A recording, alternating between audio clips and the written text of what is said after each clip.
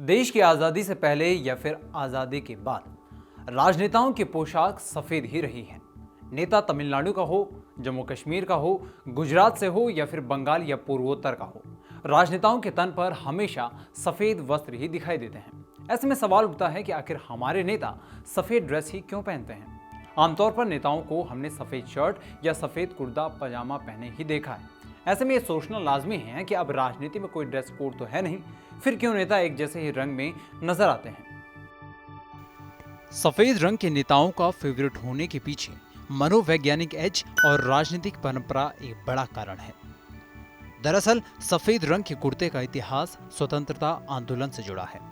भारतीय स्वतंत्रता आंदोलन के समय महात्मा गांधी ने विदेशी हुकूमतों के विरोध स्वरूप स्वदेशी का नारा दिया, जिसके बाद जगह जगह विदेशी वस्त्रों की होलिका जलाई जाने लगी। उस वक्त भारतीयता की पहचान थी खादी। महात्मा गांधी ने भारतीयों को चरखे से बने खादी वस्त्र धारण करने के लिए प्रेरित किया। यह आत्मनिर्भरता का प्रतीक था। गांधी विदेशियों के वस्त्र व्यवसाय पर चोट करके उनको कड़ा संदेश देना चाहते थे। उस दौर में खादी अधिकतर सफेद रंग की होती थी। सफेद रंग की लोकप्रियता के कई और भी कारण थे। सफेद रंग उस वक्त त्याग का परिचायक बन गया था। लोगों में स्वाधीनता की भावना, गर्व और स्वराज का प्रतीक माने जाने लगे।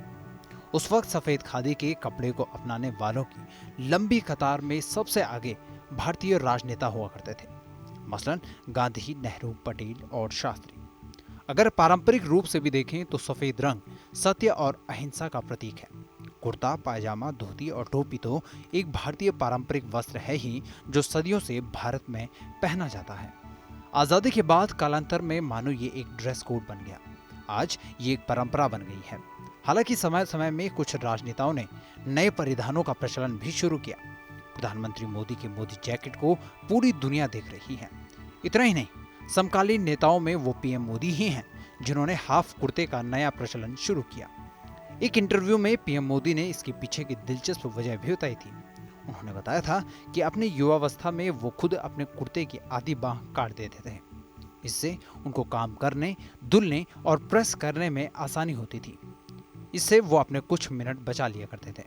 इस तरह कई नेताओं के परिधान उनकी शख्सियत बयां करते हैं। इसी तरह कांग्रेस के युवा नेता माने जाने वाले राहुल गांधी को भी कई बार अलग अंदाज में देखा गया है। कई मर्तबा राहुल गांधी पैंट और रंगीन शर्ट में देखे गए। यहाँ तक कि हाल ही में टी शर्ट पहने और समंदर में उनकी तैराकी के बाद की तस्वीर काफी सुर्खियां बटोरी थी। हाल के कुछ सालों में नेताओं के पोशाक का रंग तो बदला है, लेकिन ऐसा नहीं है कि सफेद रंग से दूरी बन गई हो। आमतौर पर ड्रेस के साथ प्रयोग करने वाले नेता भी अक्सर सफेद कुर्ते में ही नजर आते हैं। सफेदी के साथ एक बात और है कि मनोवैज्ञानिक रूप से इससे बेदाग होने की छवि भी उभरती है। हर नेता खुद को जीवन के हर रंग में सादा जीवन उच्च विचार रखने के तौर पर खुद को प्रोजेक्ट करता रहा है, और सफेद रंग इस धारणा को काफी हद तक मजबूत भी करता है।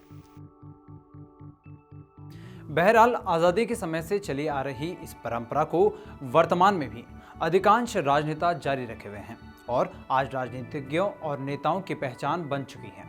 इस देश में जिस तरह सदियों सदियों तक गांधी के विचार और मूल्य खारिज नहीं हो सकते, उसी तरह सफेद खादी के कुर्ते भी खारिज नहीं हो सकते। इस पूरी खबर पर आपकी क्या राय है, कमेंट सेक्शन में हमें जरूर बताएं, और देश दुनिया की अन्य बड़ी खबरों के लिए सब्सक्राइब करें TV9 भारतवर्ष।